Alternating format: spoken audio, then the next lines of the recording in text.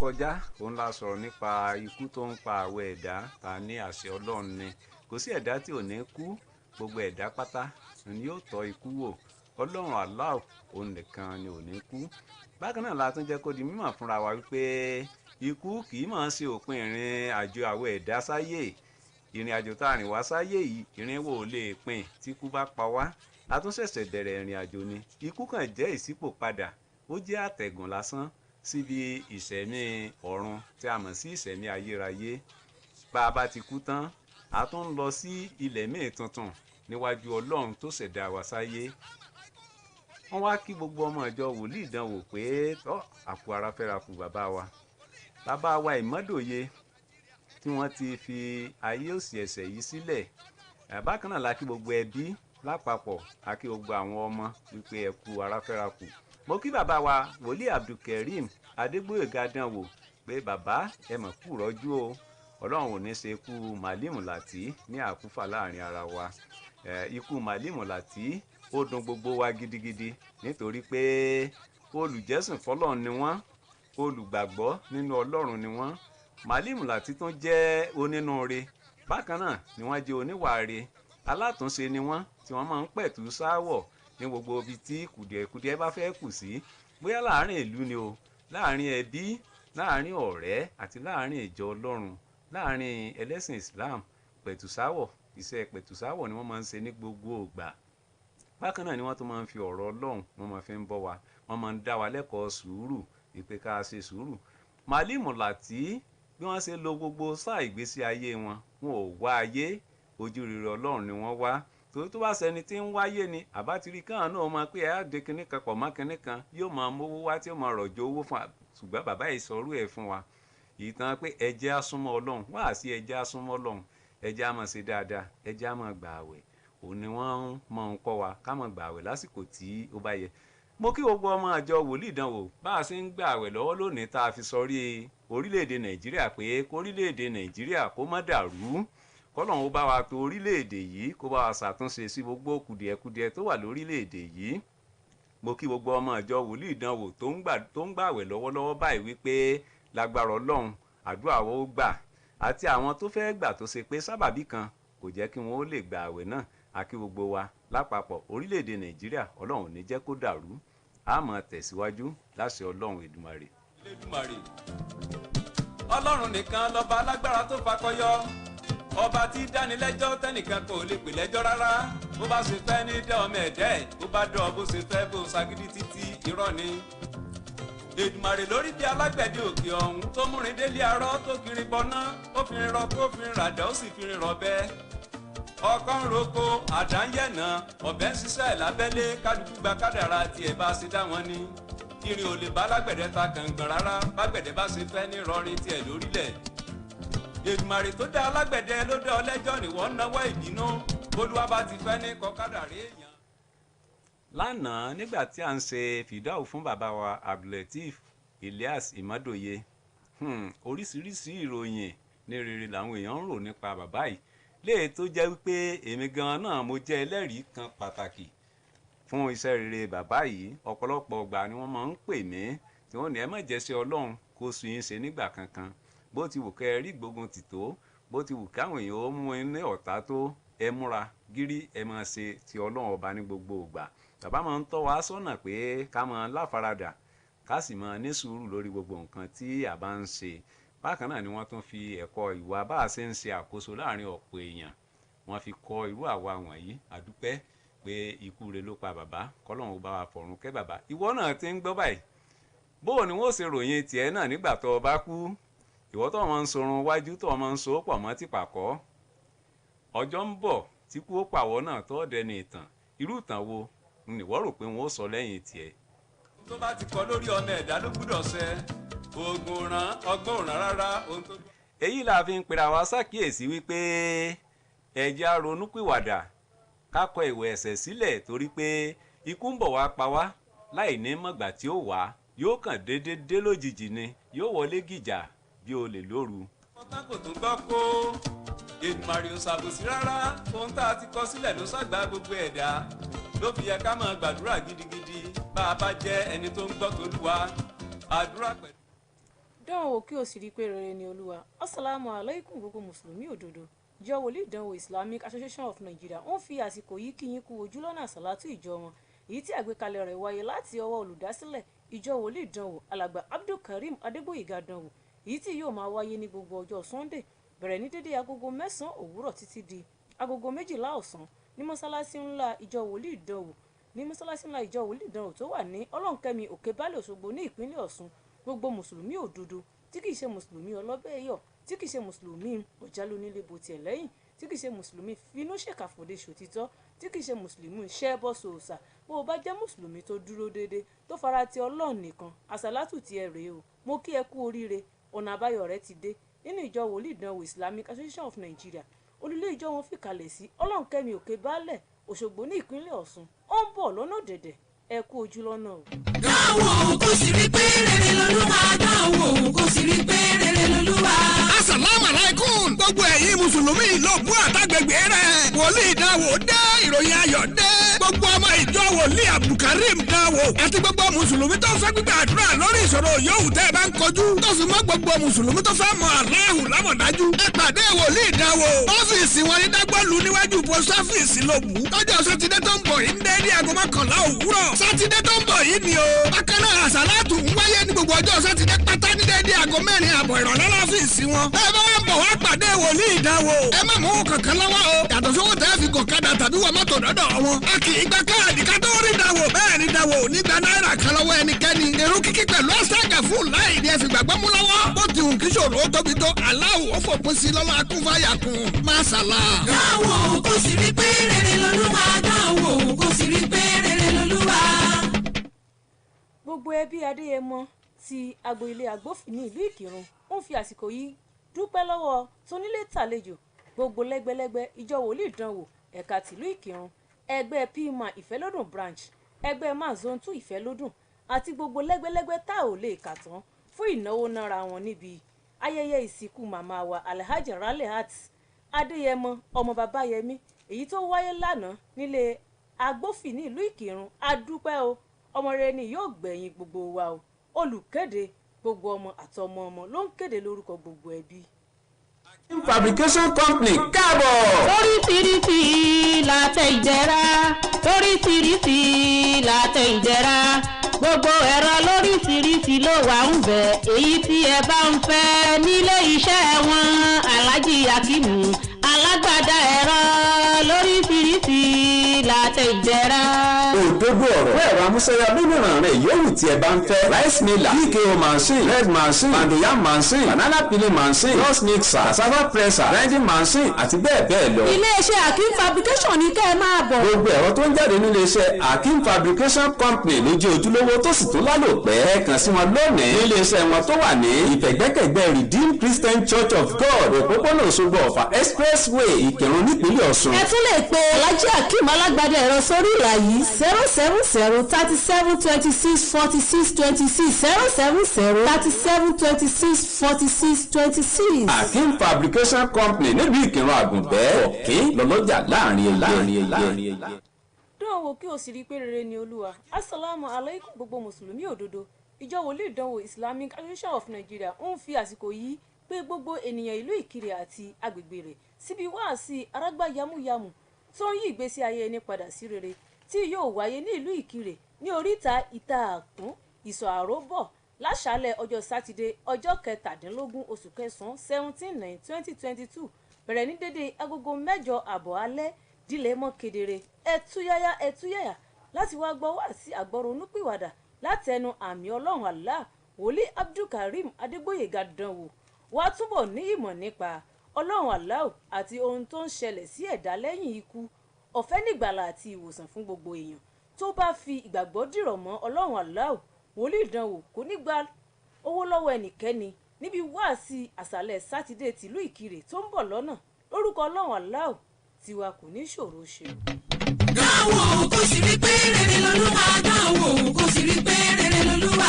Assalamu alaikum wòlíì ìdáwò olórí ẹgbẹ́ tí ń tẹ̀lé súnà àtòjíṣẹ́ ńlá tọmọ ẹgbẹ́ wọn lákọlábọ̀ ń fìpáyà sí lọ́hùn wòlíì ìdáwò Islamic Association of Nigeria ń pe gbogbo ọmọ ẹgbẹ́ ìdáwò nílùú Ẹdẹ àtàgbègbè bẹ́ẹ̀ là ń pe gbogbo mùsùlùmí tó ń fẹ́ gbígbà àdúrà lórí ìṣòro wọn tó fi mọ́ gbogbo mùsùlùmí tó fẹ́ mọ aláhù lámọ̀dájú ẹ pàdé wòlíì ìdáwò lọ́fíìsì wọn ní Sanusi Adébùnmi shopping complex Àgbàlá Station Road nílùú Ẹdẹ lẹ́gbẹ̀ẹ́ ilé ẹgbẹ́ bíríkìlà lọ́jọ́ Sunday tí ń bọ̀ yìí ní dédé aago mọ́kànlá ọwọ́ àárọ̀ lọ́jọ́ Sunday tí ń bọ̀ yìí ni o bákan náà àṣàlátù bẹ̀rẹ̀ láago 4 àbọ̀ ìrọ̀lẹ́ ní gbogbo ọjọ́ Sunday lọ́fíìsì wọn bẹ́ẹ̀ bá wọn bọ̀ wá pàdé wòlíì ìdáwò ẹ má mọ̀ kankan lọ́wọ́ yàtọ̀ sówó tẹ́ fi gun ọ̀kadà tàbí wọ mọ́tò dọ́dọ̀ wọn ẹ kì í gba káàdì kátó rí dáwò bẹ́ẹ̀ ni dáwò onígba náírà kan lọ́wọ́ ẹnikẹ́ni irú kíkí pẹ̀lú ọ̀sáka fún láì ní ẹ fi gbàgbọ́ mú lọ́wọ́ bó ti wù kí ṣòro tóbi tó aláwọ̀ fòpin sí lọ́la akúfáyà fún masalam.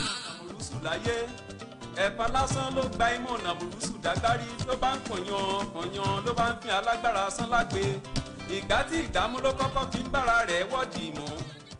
ní báyìí a ti wà ní abala kí ló ń ṣẹlẹ̀ kí ni nǹkan tó ń ṣẹlẹ̀ ládùúgbò tiyín tó jẹ́ wípé bó ṣe ń ṣẹlẹ̀ ń tó bá tẹ̀síwájú ó lè méwu dání tàbí nǹkan tó fẹ́ ṣẹlẹ̀ tó ṣe pé bó bá ṣẹlẹ̀ ó lè mú ìpalára dání kí ló ń ṣẹlẹ̀ lágbègbè yín tẹ́ fẹ́ káyé ó bá yín gbọ́ kí wọ́n bá yín mójútó kí ló ń ṣẹlẹ̀ lágbègbè yín tẹ́ fẹ́ kíjọba kí wọ́n bá yín bójútó kí ló ń ṣẹlẹ̀ lágbègbè tiyín 081 8777 5777 ẹnìkan ti wà lójú òpó hello wọ́n ti já lẹ́ẹ̀kan sí ẹ tó gbọ́ nọ́mbà tẹ́ pè wá sí lórí ètò yìí 081 8777 5777 ẹ pè wá ẹ fi tó wa létí kí ló ń ṣẹlẹ̀ lágbègbè yín tẹ́ fẹ́ káyé ó gbọ́ tẹ́ fẹ́ káwọn èèyàn kan wọ́n bá yín mójútó. hello. ẹ kúrọ̀lẹ́ kí lorúkọ yín bolẹ̀ tí ń pè wá. orúkọ mi ni Rafi Ọlọ́lúwa láti Kẹran.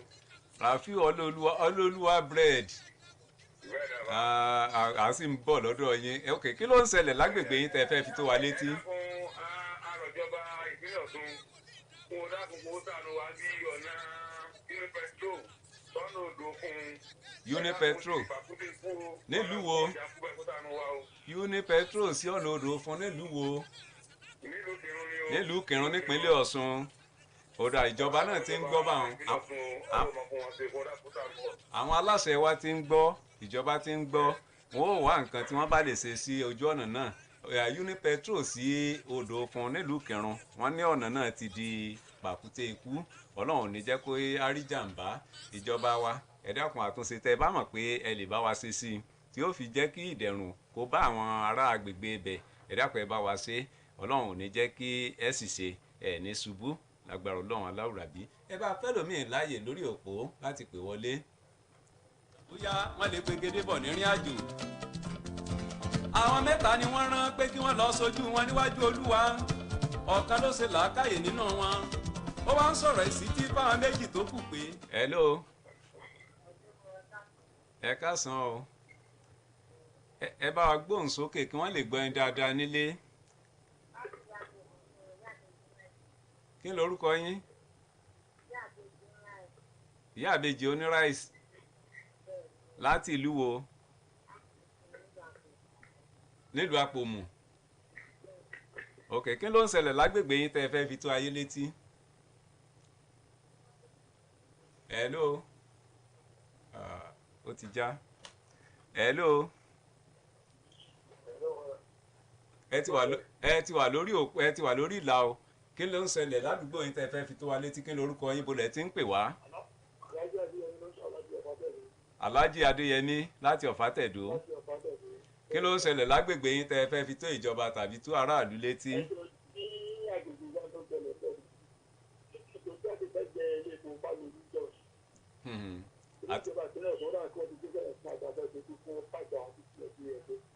nílùú Ìdó Ọ̀ṣun àbí.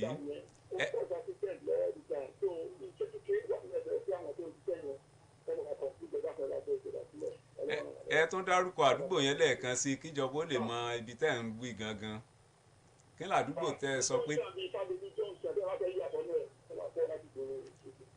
nílùú Ọ̀fàtẹ̀dó. kódà àwọn aláṣẹ wa ti ń gbọ́ àtúnṣe tí ó bá yẹ wọ́n ó bá wa ṣe sí ojú títì náà. Mo rí ọwọ́ ìyá wa ìyáàfin wa láti ìlú ìjọba ti gbọ́rọ̀ yín bàbá wọ́n ó bá yín ṣe àtúnṣe sí i.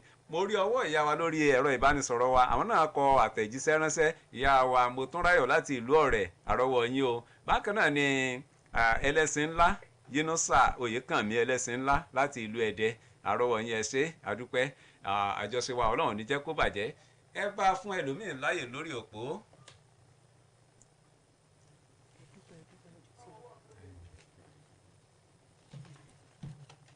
Hello.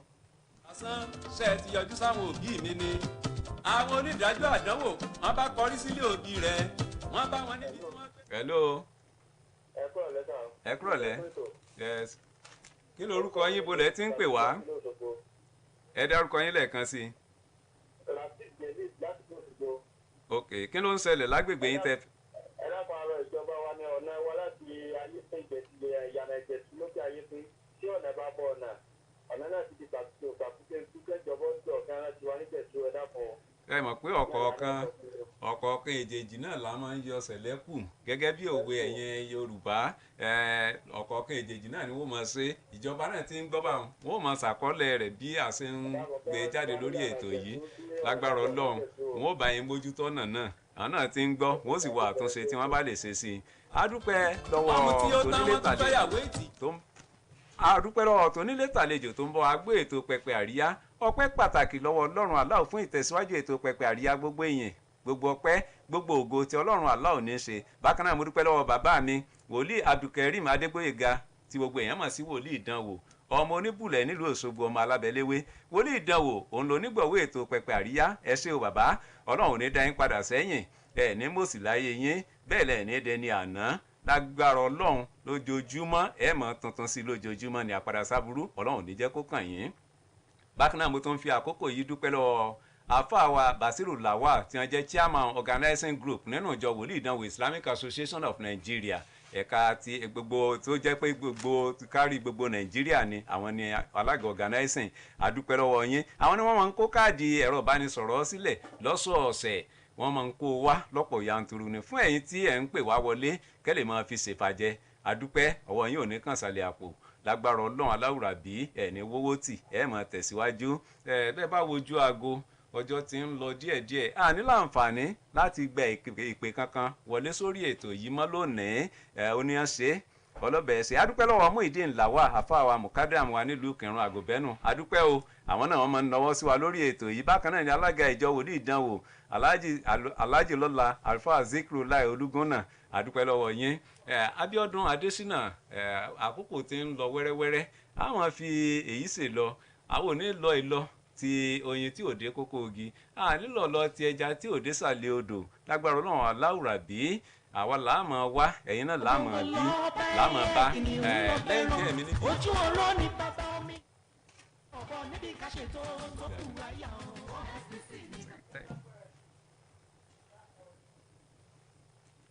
Bákan náà mo dúpẹ́ lọ́wọ́ Ajia Ganiyat Adéyẹmọ tí a jọ ṣètò lónìí Abíọ́dún Adésínà ìjìnlẹ̀ ìfẹ́ lórúkọ tèmi ìjìnlẹ̀ ìfẹ́ ọmọ amọ́lá oyè oníkírun títí ọjọ́ mẹ́jọ táwọn láǹfààní láti máa pàdé ara wa lórí ètò yín ètò wa Pẹpẹ Àríyá.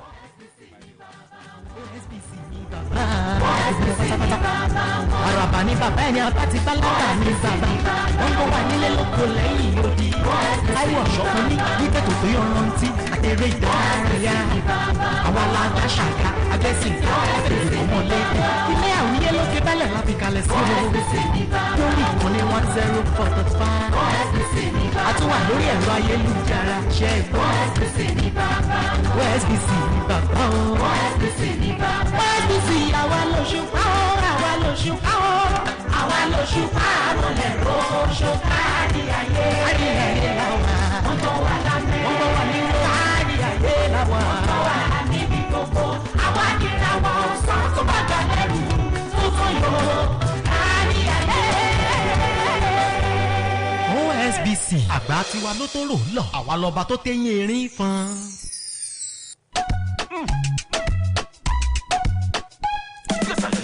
Everybody make gonna listen to the show.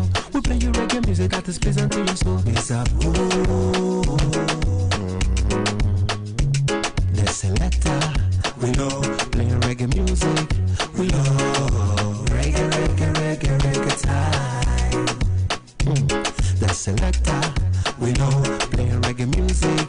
We love reggae, reggae, reggae, reggae time. Well, this is General Summer P, the lyrical scientist.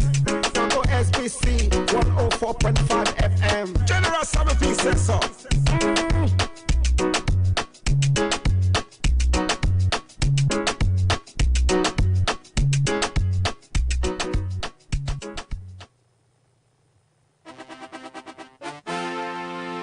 For the best in news, sports, music, documentaries, news analysis, and lots more, tune to OSBC Radio 104.5 FM.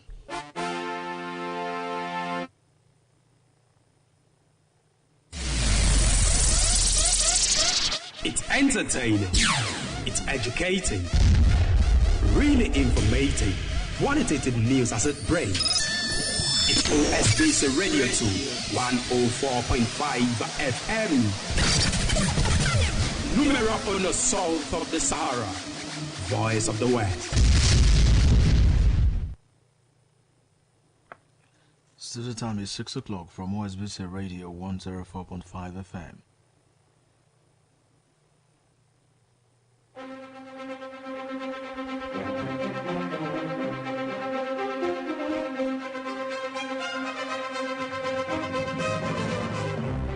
From the nooks and crannies of this nation, OSBC brings you the news.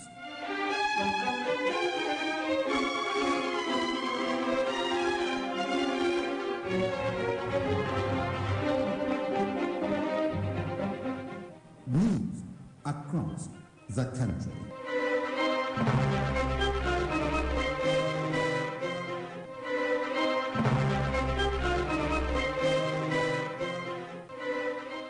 Federal government tax governors to recruit more health workers.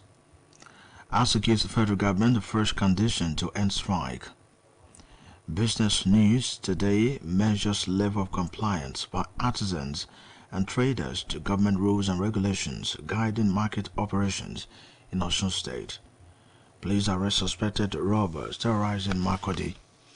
Good evening and many thanks for joining us on the news across the country. I am Samuel Babawale. The federal government has tasked governors to increase the numbers of health workers in primary health centers, PHCs, for adequate primary health care services.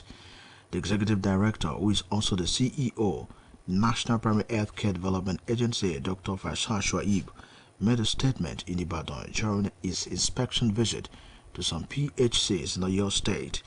He noted that some PHCs lacked human resources and infrastructure, which have affected operations of healthcare services in the country.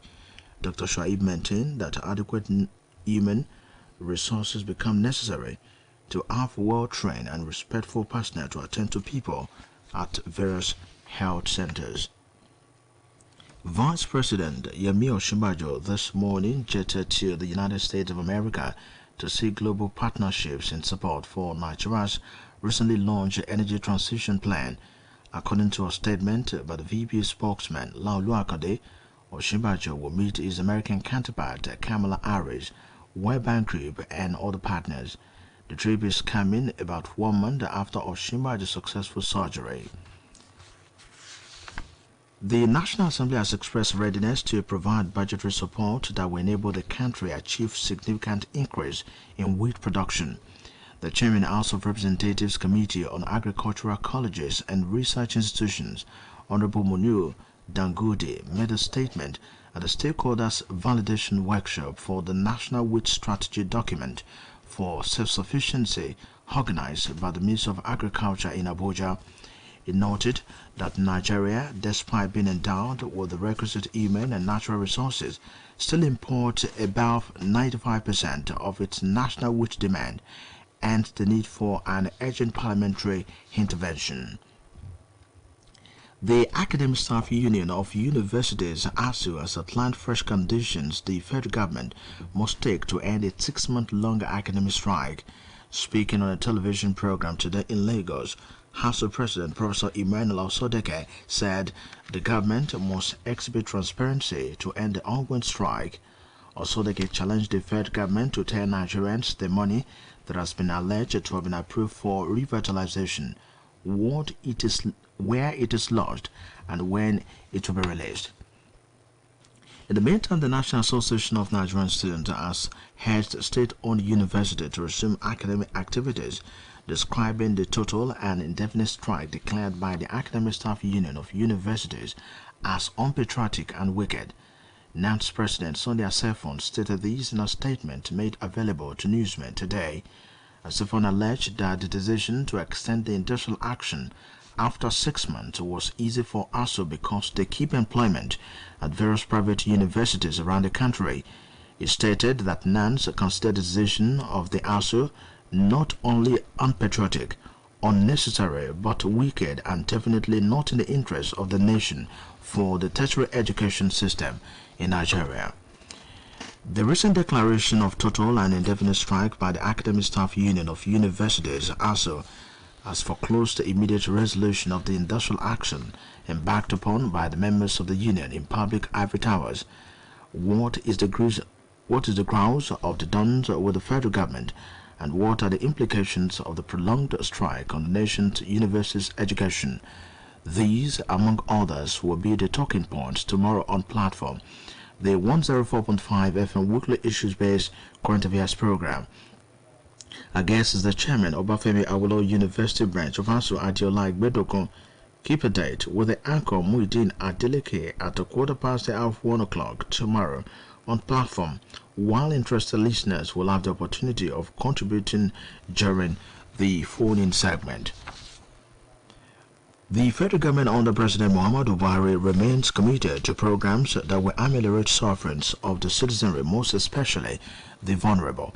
The Minister for Humanitarian Affairs, Disaster Management and Social Development, Hajiya Sadiya Umar Farouk, stated this at the flag-off of support to selected vulnerable households affected by banditry attacks in Osun State. Saeed Adeboje has more on the story.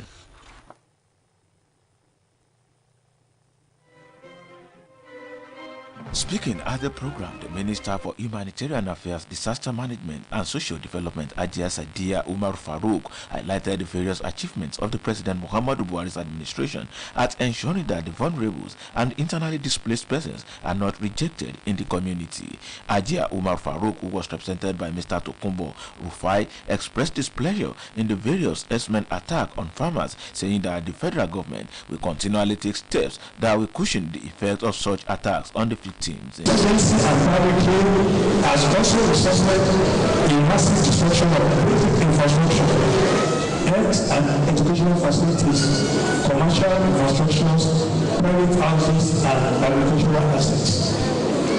The conflicts created high insecurity, which has affected access to basic services. In his speech, the governor of Osun State, Mr. Adeboyega Oyetola, who was represented by the secretary to the state government, Prince Wole Oyebamiji, noted that the state is delighted to partner the federal government in programs that will ensure the welfare of the citizenry, describing the social intervention programs as devoid of political, ethnic, or religious sentiments. Governor Oyetola explained that the step taken will enable the beneficiaries to survive the ongoing global economic situation. All our social interventions are prosecuted fairly, repeatedly devoid of political, ethnic, or religious sentiments.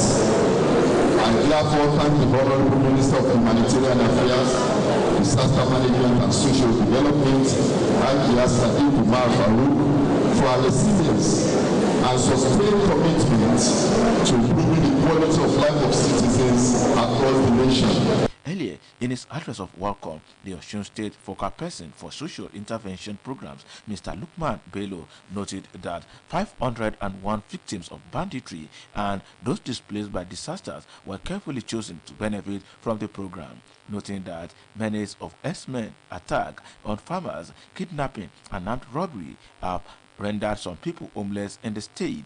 Mr. Abimbola appreciated the federal government for counting Osun State worthy of benefiting from the program. He implored the beneficiaries to make judicious use of the money given to them. Some of the beneficiaries appreciated the federal government, explaining that the grant will affect their livelihood positively. Saeed Adeboje, OSBC News. Chairman National Union of Road Transport Workers NURTW Olawunda Branch Okefia Imam Ayatollah Kabiru Adepojo has implored vehicle owners, especially commercial transporters and cyclists, to be patient while plying the road in the ember months which commence tomorrow.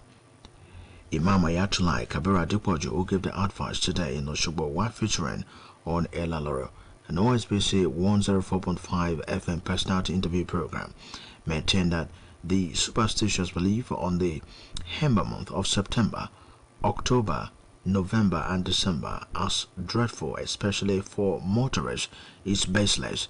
According to the stakeholder in the transport industry, the ember months are not demonic, but noted that most drivers and cyclists are always in a hurry to make more money. He urged all members of NURTW to remain calm and be focused while on the wheels before, during, and after the so-called ember months. This is the news across the country, coming to you from Osun State Broadcasting Corporation. Ileawuye Okebale Osogbo, Voice of the West. Now, a mid-news message. Do the difficult things while they are easy, and do the great things while they are small. A journey of 1,000 miles must begin with a single step. Business news today. Take a look at the rate of compliance of artisans and traders to government rules and regulations guarding the operations of the markets in Osun State. Sophia Bailey, who visited some markets within Osogbo metropolis to evaluate traders and artisans' compliance, completes the story. Recently, Osun State government announced it will no longer condone display of wares on the road and pedestrian walkways. This is to address road blockage and accidents that may occur during buying and selling. To this end, traders and artisans who have encroached on the main road and walkway with their wares are hereby directed to vacate such unauthorized trading spots with immediate effect, with directives that henceforth the task force will operate without pure notice and that anybody arrested will be prosecuted swiftly. Business news crew visit to Owode Market. The market day revealed that the traders and artisans of Owode Market obey the rules and regulations laid down by the state government. Sanity seems to be taking place in that environs as the traders are complying. At Igbono, traders sells on the street on a specific day, which is on Tuesday, and are permitted by the local government, which supervises them. Several security agencies like Federal Road Safety, FRSC, the police and the enforcement unit of the Ministry Environment and Sanitation, including the Osun Youth Empowerment Scheme, OYS, were at the marketplace to ensure strict compliance of the state government directives. A trader who pled anonymity said it is affecting her. She said they should be considered to stay at their various positions as before. As where she is, there are no sales and she feels uncomfortable as the place is congested. Mrs. Daramola, while speaking at Igbono Market, said the rules are affecting traders as they now record low sales. She said customers are lost as a result of the position their wares are displayed. Yeah, the rules they made affects everybody. It affects all traders. Like now, normally everybody actually knows their space. Okay, this is my space. This is our space. Everybody knows their space. But since they have made the rule now, they have started everybody's space. So you have to find new space to stay. And people that know you that okay, this is where she normally stays. They have the person will lose customer like that. So the rule actually affects everybody, and it affects sales too. I'm Sophia Bailey reporting for OSBC Business News. Human Rights Writers Association of Nigeria, ARIYA, has tasked the Nigeria Police Force to fish out and prosecute some crossover youths who allegedly attacked and tortured two Catholic sisters to death over witchcraft allegations. ARIYA's national coordinator, Comrade Emmanuel Owubiko, in a statement condemned the killings of the two Catholic sisters who were returning from early morning mass and noted that jungle justice has no place in a civilized society. It will be recalled that 2 widows, Martina Osman and Rose Akon, were accused of witchcraft and allegedly lynched by some youth in Abakan community, Boje, in the Boki local government area of Cross River State. 3 suspected armed robbers terrorizing some parts of Makati metropolis have been apprehended by the police in Benue State. The State Police Public Relations Officer SP Catherine Anene in a statement confirmed that the suspects were arrested at Logo 1 Urukum in Makodi. The statement explained that the suspects had robbed residents within Urukum, North Bank, and Modern Market areas, all in the capital city of Makodi, before they were apprehended. Items recovered from the suspects include 1 locally made pistol loaded with 3 rounds of live ammunition, wraps of which suspected to be in their aim, assorted illicit drugs, and charms. The Board of Directors of Osogbo Central Hospital has organized a free scan test for all pregnant women in Osogbo and its environs as part of its corporate social responsibility. Released by the CEO of Osogbo Central Hospital, Dr. Akin Ajayi, indicates that the exercise is in celebration of 1-year anniversary that the hospital moved to its 50-bedded ultra-modern facility at Okebali, Osogbo. The release adds that the free scan will hold between 8 a.m. and 4 p.m. tomorrow for all pregnant women in Osogbo and its environs at the Osogbo Central Hospital premises. The annual convention of Life Transforming Evangelical Church, Ijetu Lowo Kere Street, Ayepe, Osogbo, holds between tomorrow evening and Sunday. A release by the church secretary, Pastor Comfort Adeniji, indicates that the convention with the theme The Almighty God will have the presence of the anointed men of God, including Reverend John Adeleke, Reverend C.A. Adenewale, Reverend Sunday Adenero, Reverend Titus Ajibade, Evangelist Peter Okeride, Pastor Ezekiel Adeleke, and other ministers of God in attendance to shower blessings on the congregation. The release adds that the annual convention will feature salvation, Bible teaching, marriage seminar, healing, deliverance, and many more. Reverend and Mrs. John Adeleke are the host of the convention. People have been advised to live a good life and possess a good name in this world, as it is valuable than silver and gold. Pastor Olufemi Oyile gave the advice at the burial ceremony of Elder Gbadebo Olaitan, held at Seventh-day Adventist Church, Ede. A reporter, Ayobami Akomolafe, has details. The burial ceremony of Elder Gbadebo Olaitan, which commenced with a lying-in-state program jointly organized by the Association of Watch from a distance as she focused on her recovery. Barcelona confirmed Oshoala's return in what will be a boost for coach Jonathan Girabuz ahead of the new season. She will be open for another successful season with the Spanish side, having won a domestic treble of the league, the Super Cup and Copa de la Reina in 2021-2022 season. The Super Falcons striker showed a quality in Spain once more, winning the Golden Boot Award, having netted 20 league goals despite missing 2 months of action due to a thigh injury. Meanwhile, coach of the Black Galaxies of Ghana, Arno Walker, is upbeat that Ghana will shock Nigeria in the African Nations Championship second leg qualifying round in Abuja, with Ghana having a 2-goal advantage following the result recorded in the first leg victory in Cape Coast. Walker believes they will defeat Nigeria come Saturday in Abuja to secure qualification. Meanwhile, the Ghanaian contingent is expected to arrive in Abuja tomorrow for the fixture. Manchester United have confirmed they have reached agreement to sign Brazilian winger Antony from Ajax. The deal is for an initial fee of 95 million euros, which will be the 4th most expensive signing in Premier League history, and it is subject to a medical and